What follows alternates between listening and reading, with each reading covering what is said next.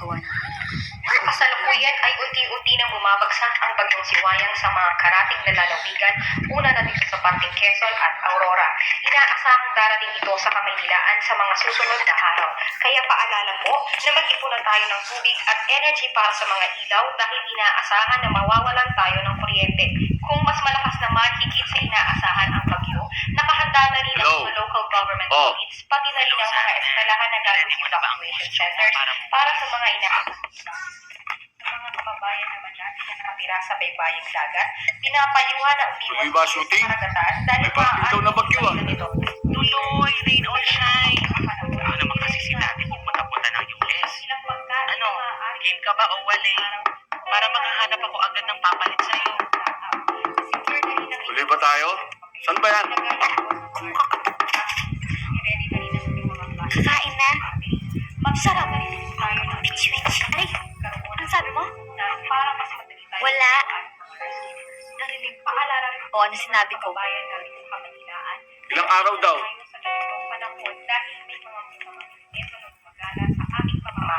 Para magsamantala ng ganitong sitwasyon na magloob at magnakaw. May mga balita ngayon na kumakalat na mayroong isang grupo ng sindikato na sa mga tahimik. Diyan ka lang ha. Kain lang ka. Ha? Kundi ng mamasakit pa. Kaya uulitin ko po mga kababayan, doble ingat po tayo sa ganitong panahon at huwag Ilang araw ba tayo? sa inyong mga bahay. Pagmatsyag po tayo sa bagyo at sa mga Ang inaalala ko kasi mga bata eh. Umaarte ka. Pagkatapos kita ipakiusap kay Derek, utang ina, Sander, ha? Pinapainit ulo ko. Nyeta. Pero, Ano na nasasabi ko kay Derek? tatlong araw kasi. Alam mo, Sans, prangkahan na tayo dito, ha? Ganyan ka na dati, Mel. Tandaan mo, wala nang nakakakilala sa'yo. Meron naman. Sino? Wala kahit isa. Hindi ka kilala ng mga kayong dalawa? millennial. Tumigil na nga kayo. Tigilan niyo na yung pag-aaway niyo ha. Ka ba o hindi? Magdesisyon ka na ngayon na. O sige ko. Oh, may shooting ako ah. Tumigil na kayong dalawa. Tatlong araw akong mawawala. Baka apat. Kuya, may bagyo. Wala yan. Trick na trick nga yung araw eh. Pero kung sakaling matutuloy yung bagyo, dito lang kayo sa loob ng bahay ha. Ikaw, Casey. Bantayan mo tong kapatid mo ha. Hindi ko siya kapatid. Okay, Half sister, okay? gonna kill her. Swear. Subukan mo, bitch. You're dead. You're so Tama na! Tama na. Tama na! Tama na! Upo ka na. Tama na! Upo ka na. Kumain ka na dyan. Tama na yan. Saan niyo natutunan yan? Ha? Ay naku kuya, yung dalawang yan, ganyan yan. Laging nag-aaway. Kulang na lang magpatayan yung dalawang yan dito pag wala ka. Bakit di kayo magkasundo? Ha? Ang daming naghihirap. Kayo dito sa loob ng bahay, lahat nandito na. Lahat ng gusto nyo nandito na. Ang gusto ko lang magkasundo kayo, okay? Dory, meron ba akong nakareding wardrobe?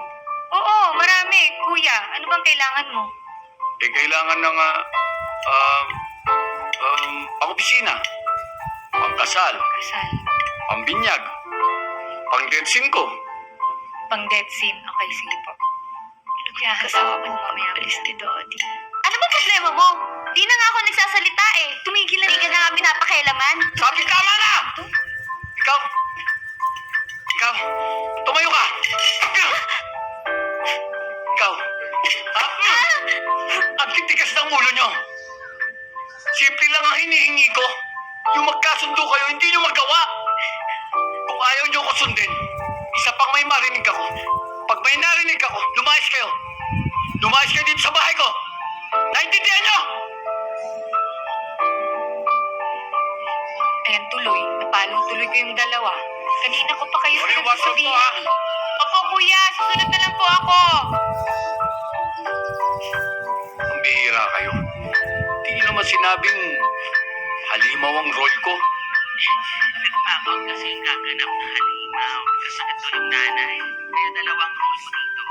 Baliktad, Ate Dory. Ay, mali ba? Ay, sabi ko nga. Ikaw, Dory, ha? Pa, Oh, ba talaga itong gawin? Bakit? Anong masama sa trabaho ito? Alam mo ang talentong to, minana ko pa sa lolo nyo. At ang trabahong ito, ang nagbigay sa inyo ng karangyaan. Lahat ng dinakain nyo, lahat ng luho nyo. Tapos nag-aaway pa kayo. Nakasarado na ba sa likod? Sarado na po yan, kuya.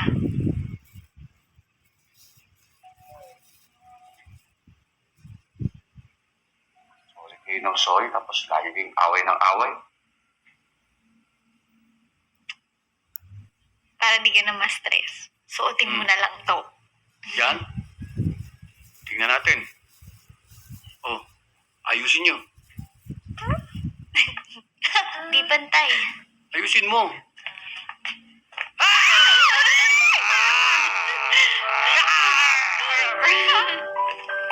O, tandaan mong mabuti.